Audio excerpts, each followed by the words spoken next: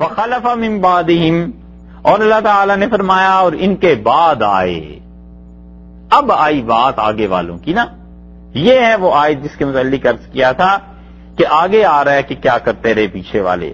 فخلف من بعدہم خلف، اللہ نے فرمایا ہے پھر ان کے بعد آئی ان کی بری اولاد.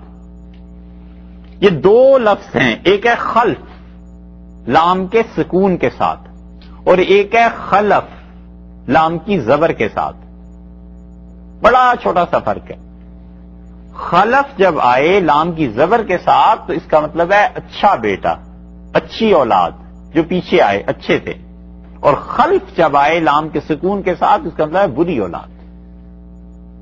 کبھی کبھی اشتہار یقین پڑا ہے خلف الرشید، یعنی یہ اپنے باپ کے اچھے جانشین تھے، رشد ہدایت والے جانشین تھے. تو خلف اور خلف دونوں کے پڑھنے میں صرف زبر کا فرق ہے، لیکن زمین آسمان کا فرق ہے. خلف بری اولاد آئی، یہ اللہ کے اتنے اچھے بندے، ان کی جو اولادیں آگے آئی ہیں. اوپر آیا تھا نا کہ کان یامر اہلہ بالصلاۃ 55 نمبر آیت میں کہ اسماعیل علیہ السلام حکم دیتے تھے اپنے گھر والوں کو نماز کے پڑھنے کا. تو عرض کیا تھا نا کہ نماز کا پڑھنا یہ آگے آئے گا.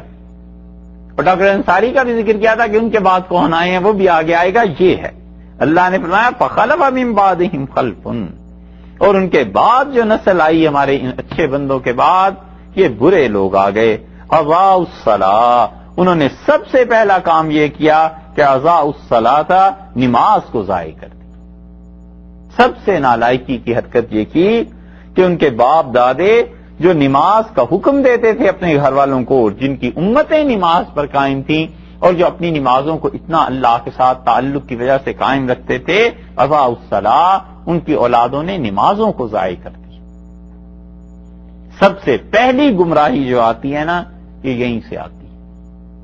بڑی سے بڑی دین کی تحریک اور بڑے سے بڑے خلافت کے داعی اور جہاد اور یہ لوگ جو نماز چھوڑ دیتے ہیں، اس کا مطلب یہ ہے کہ روح نکل گئی، بس جو مرضی ہوتا رہے. پھر اللہ نے پہلی مرض یہ بتایا ہے کہ اچھے لوگوں کے بعد جب برے آتے ہیں تو یہ نمازوں کو ضائع کرتے ہیں.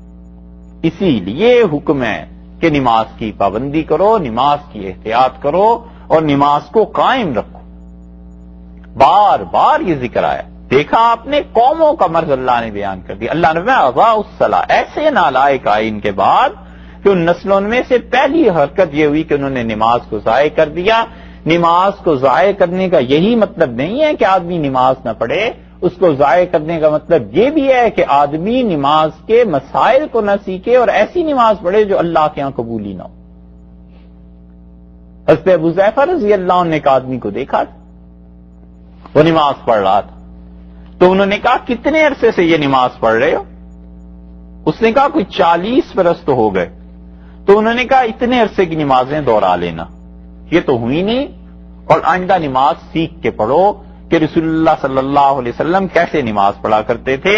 اس لیے نمازوں کو ضائع کرنے کا مطلب یہ ہے کہ آدمی ان مسائل پہ عمل نہ کرے، ایسی جگہوں پہ جا کر نمازیں پڑھتا رہے جہاں نمازیں ضائع ہو جاتی. کیا ضرورت پڑی؟ اتنی شدید چیز ہے یہ. اللہ نے فرمایا اتنے اچھے ہمارے 10 نبیوں کا یا 8 کا ذکر کیا علیہ السلام، فرمایا ان کی اگلی جنریشن جو وارث ہونی چاہیے تھی اچھی، انہوں نے نماز کو برباد کر دیا. اسی لیے حدیث میں آیا، حضرت ابو ہریرہ رضی اللہ عنہ کہتے ہیں کہ رسول اللہ صلی اللہ علیہ وسلم مسجد میں داخل ہوئے اور ایک آدمی مسجد میں آیا اور اس نے آ کے سلام کیا اور پھر اس نے نماز پڑھی اور رسول اللہ صلی اللہ علیہ وسلم جاؤ اور نماز پھر پڑھو. تو پھر گیا، پھر آیا اور اب نے ارجع فصلی فانک لم تصل، جا اور نماز پھر پڑھ، نماز نہیں ہوئی.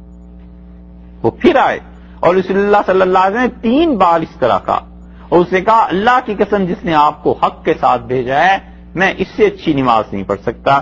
تو رسول اللہ صلی اللہ علیہ وسلم نے فرمایا اچھا میں پھر تمہیں سکھاؤں نماز کیسے پڑھتے ہیں، اور پھر میں بتایا کہ نماز کیسی پڑھنی.